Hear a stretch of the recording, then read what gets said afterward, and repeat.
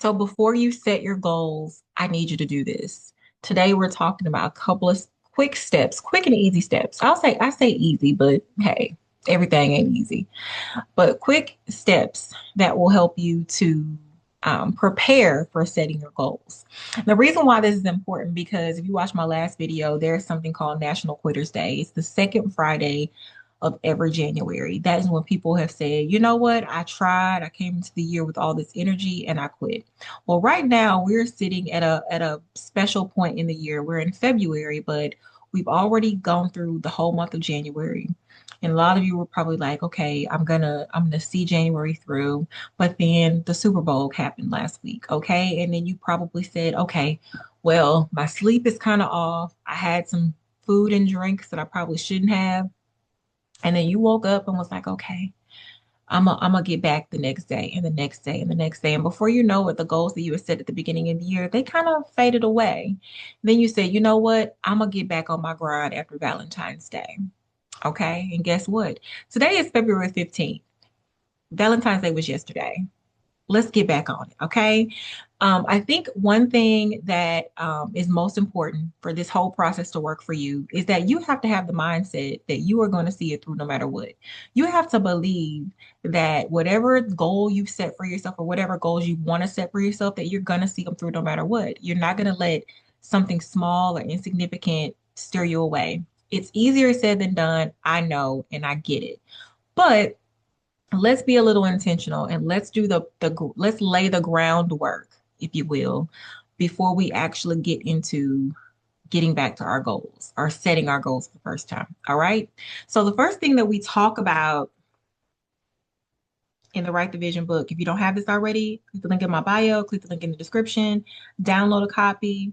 First thing we talk about in here is we have to go back to go forward, right? What was our previous year like? What goals that we set? What goals that were we able to accomplish? Why didn't we set goals? What were we able to do without even, thinking about it? How did our year go? What went well? What could have gone better? And what do we want to do differently in the future? Those are probably the most important questions that you need to ask yourself before you begin any journey. And what we're doing right now is a journey. Okay. Before you set a goal, you got to look at your past and say, okay, how did I do? And I'm not saying deep into your past, but just your immediate past. Okay. And then after you do that, now we're going to go a little bit deeper. Oftentimes you hear people say, leave the past in the past or let something along the lines of we don't want to go back and revisit old wounds or dig up old things or whatnot. I'm going to tell you this. The majority of what we deal with as adults is the recovery from what happened to us when we were younger, right? Getting over the hurts, the pains, the rejection, the this, that, the getting through your awkward years of junior high or going through, what you experienced during your first breakup or your high school years or navigating college, like the majority of the things that we are recovering from right now as adults happened to us when we were kids. Okay. So what I always challenge those individuals that I work with, the women that I work with, to do is to go back and revisit different versions of yourself from your past. Pick an age, doesn't matter. Whatever experience or whatever moment in time comes to your mind first, I would say that is the version of you that you need to revisit. Because believe it or not, you are carrying around the 3-year-old version of you, the 13-year-old version of you, the 23-year-old version of you, the 33, however old you are. 43, 53, 60, you're carrying around all these different versions. You need to go back and check on her and see how she is.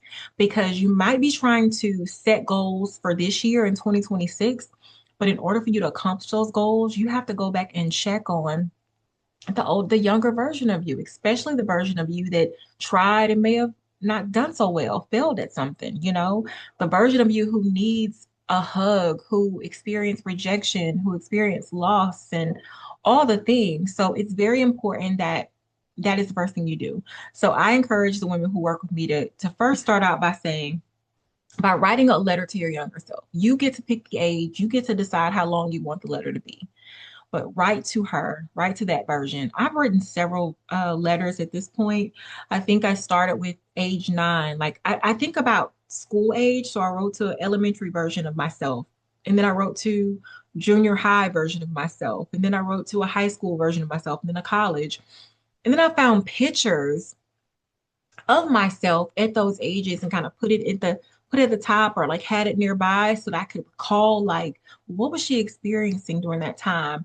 It's so amazing how even though we live through those things, there are a lot of things that we forget, which is why I like to write things down. There was something in me when I was very young that said, you don't want to forget this.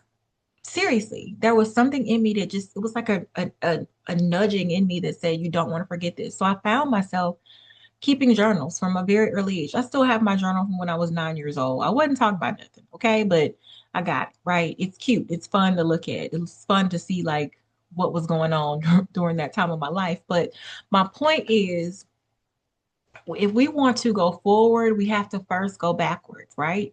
We have to go backwards. We have to go and check on that younger version of ourselves, right?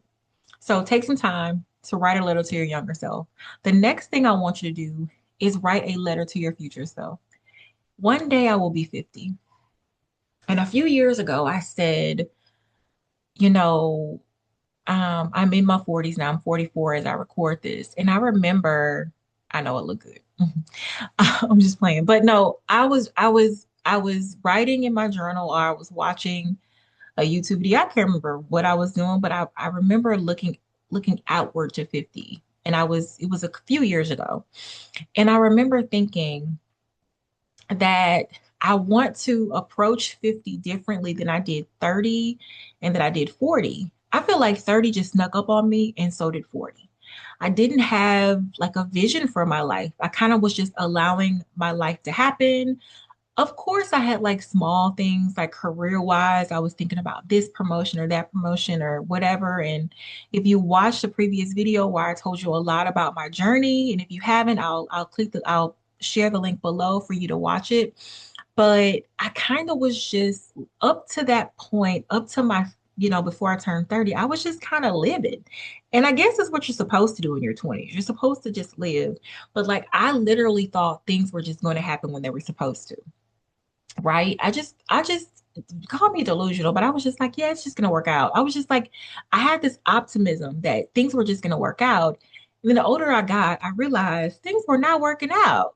Things were taking longer than ever to pan out. And then I would have ideas or I'd have dreams, and things were not happening. Okay. And it wasn't even that it didn't happen the way I thought it was gonna happen. I just had no idea where I was going. I was just out here living. Okay. I enjoyed every minute of it. Don't get me wrong, but I was just out here living. And a few years ago, I said, I want to approach 50 differently than I did 30 and 40. And so I sat down and I wrote, like, here are all the things I want to do by 50, or here are the things that I want to work towards over the next few years as I approach 50. Because I don't want to wake up, God willing, on my 50th birthday and I have regrets and I look back and all of that. So that is what I did, right? And so I realized I needed to, have that list, yes, but not just have that list and have it on the wall somewhere, but I needed to be like literally working towards these things every single day. And so I don't know, there was something about having that thought and writing it down that it just gave me so much freedom. It gave me this authority I'd never had before. And then I stopped and I prayed about it because I was like, Lord, I definitely want to be in your will. I don't want to come up with like a fanciful like idea of what I want life to be, but I also don't want life to happen to me. I want to be in the moment, and I want to be present. And so I decided to write a letter to my future self. I'd already written to my younger self, but I thought I'd write a letter to my future self. And so I wrote two different versions. So I wrote a letter as I am now to the older version of me, and then I wrote a letter of me being older to this version of myself. Either way, I was reflecting on the things that I had accomplished, the things that I had lived through, the opportunities that I had experienced, the life that I had lived, like all the beautiful parts and all the things. And it just made me feel so much better about 50. Like I'm looking forward to it. I also know that I'm working right now so that the older version of me can chill. Okay, she can relax. She can live the soft life. I feel like at 50, I feel like that's soft life living. So I am doing the work now so that she can live soft, but I'm also making sure that I take care of the me now so that I'll be able to do all the things that I want to do at 50. But writing that letter, it freed something up inside of me and it gave me this enthusiasm and this excitement for the future. I don't have fear about the future. I don't have these unrealistic expectations either. I just have this enthusiasm, is the only thing I can say.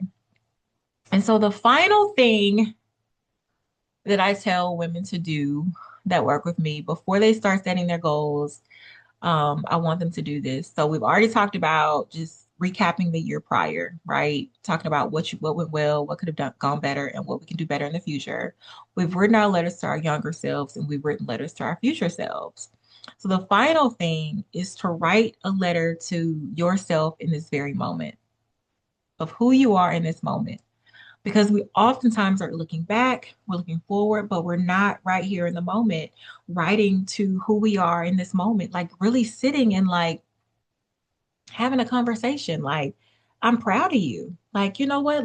Look where you've come from and look where you know you're going to be going in the future. But also like look what you're able to do every single day. Look what and I'm not talking about like um social media will have you feeling like your day is uneventful, right? Just because it doesn't look like yachts and trips and all of this. But listen, when I wrote the letter, I wish I had it in front of me. I actually do. I'm not going to read all of it, but I'm curious to see what I said to myself. I'll be right back. Okay, I'm back. I have the letter. So I just did a perusing of the letter just to make sure I wanted to share it out loud. But y'all, it's really good. I just, you know, the song, sometimes you got to encourage yourself. That's what I just did. Okay. And I'm going to read it to you. And then we're going to be done for the day. Then we're going to be done with this video. But here is the letter that I wrote to my current self. It says, to me today, I know that you're not pleased, all the way pleased with where you are in life right now. The thing is, you spent far too much time focusing on how everyone else saw the world, thought of you, or what society expected of you. But lately, you've been listening to your own heart. You've been focused on your own needs and desires. You have come out of the shadows of what others expect of you, and you've been listening to God. I am proud of you. I'm proud of me. I can't believe how resilient you are and how you allow yourself to create through the heartache and disappointment. Keep showing up each day, asking God for direction and clarity and looking for His hand in every step that you take. Today, you are enough, just as you are in this moment. Brace yourself. It's about to get good. But also be present, be really present. You are something special. Believe that and move like you are. Love you, girl. Christy. That's my letter to my current self. I love it. I just encourage myself all over again. It's something about it. And like, I know we're in a technology stage where like we can just go in and we can type little, notes or we can do voice notes and all the things. But it's something about grabbing a pen and putting it to the paper, putting it to the page, and I don't know, it's something beautiful about it. So I hope something in today's video has lit a spark underneath you that's making you want to reconsider starting your goals. If you've, fallen off after National Quitters Day, if, Super Bowl had you in a chokehold and you had too many margaritas or too many tacos or whatever you ate, chips and salsa, wings, all the things. And you also had too many chocolates and you're just in this whimsical feel from Valentine's Day, do not fret. The work begins today. Watch this video, download, download the copy of your copy. This is my digital copy.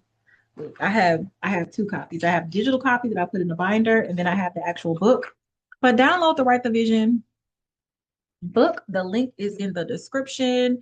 And let's get to work because guess what? It is February and you still have time to reach your goals, even if it's just one goal. I'm not talking about super duper several goals, just one goal. And this right here is the first step. Go back to go forward, right? Go back to go forward. Don't stay there, but go back and check on your younger self. Check on her. She's still in there, okay? She still has dreams that she wants to be realized. And somebody somewhere told her it's not gonna happen. Guess what? I don't believe it, and you shouldn't either. All right. So I'm gonna see you in the next video. Stay tuned. If you like this one, like, share, subscribe, do all the things, tell all the people about it. I'm trying to get everybody to accomplish their goals this year. All right. I'm going to see y'all in the next one. Bye.